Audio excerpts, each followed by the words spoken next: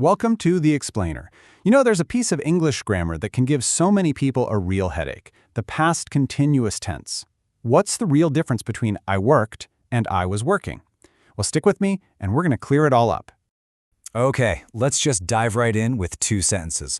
On the surface, they look almost the same, but trust me, they're telling a completely different story. We've got I worked yesterday, and on the other hand, I was working yesterday. So they're both in the past, right? But think of it this way. One is like taking a single snapshot with a camera, and the other is like filming a short movie clip. So what really separates them? Let's unpack that. It all boils down to one simple idea: duration. The past simple is for a completed action, a finished event. But the past continuous, and that's our star for today, is all about an action that was unfolding over a period of time. It's the movie, not the snapshot. Here's another way to see it, which I really like. The past simple, I worked, is like putting a single pin on a map. Boom, a finished event. But I was working, well, that's the line you draw on the map showing the whole journey from one point to another. It's all about the process. And look at this. This timeline makes it crystal clear. Starting work at 9 a.m., that's a point in time. Finishing at 5 p.m., another point in time. Those are perfect for the past simple. But that whole stretch in between, that entire 8-hour block, that's the duration. That's what we mean when we say, I was working. All right, so now that we get the why, let's talk about the how. The good news is, building this tense is actually incredibly easy once you know the formula. It's basically a simple 3-part recipe. First, you grab your subject. You know, I, he, they, whatever. Next, you add the right past tense form of to be, which is always going to be either was or were. And the final ingredient? Just add ing to your main action verb. That's it. Now, the only part that might seem a little tricky is picking between was and were. But honestly, the rule is super simple. Was always goes with the singular guys, I, he, she, and it. And for everyone else, you, we, and they, you use were. Simple as that. Okay, theory time is over. Let's actually put this into practice. We're going to look at the 3 main situations where the past continuous is absolutely the perfect tool for the job. First up, and probably the most obvious one, you use it to describe an action that was just, well, it was going on for a while in the past.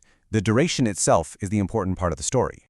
For example, Sarah was studying all day. See that phrase, all day? That's your big clue. It just screams duration, which makes was studying the natural choice. You're describing how she spent that entire block of time.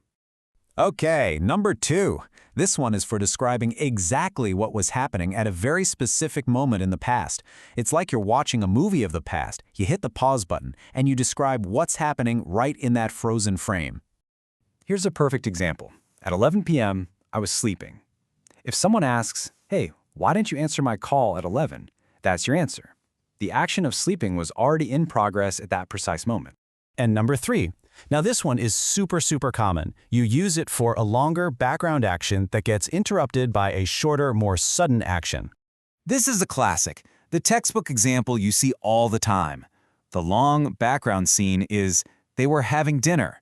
That was just chugging along. And then, bam, the short, interrupting action happens. We arrived, which you'll notice uses the past simple.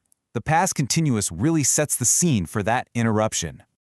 Okay, now listen up, because this is probably the most important rule of them all. There is a whole category of verbs that just, well, they don't play nice with the past continuous. If you get this right, you'll avoid the number 1 mistake people make. So, we've established that the past continuous is for actions, right? Things like running, cooking, or studying. But what about verbs that describe a state of being? You know, things that describe feelings, thoughts, or ownership. Yep, these are called stative verbs. Just think of the word static. They're not really doing anything. Verbs like know, hate, own, or believe describe a condition, not a dynamic action. And because of that, you generally can't put them in a continuous tense. I mean, just listen to it. I was knowing him. It sounds so clunky, doesn't it? Your brain just kind of rejects it. That's because know is a state, not an action. You have to use the past simple. I knew him. This is a big one, so really lock this rule in. All right, we are in the home stretch now. Let's really quickly cover how to form questions and negative statements so you can actually, use this in a real conversation. Making a sentence negative is seriously so easy. All you do is you just slot the word not right after was or were.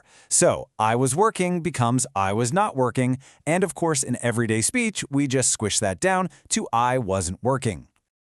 And what about questions? It's even easier. You just take the subject and the verb and you flip them.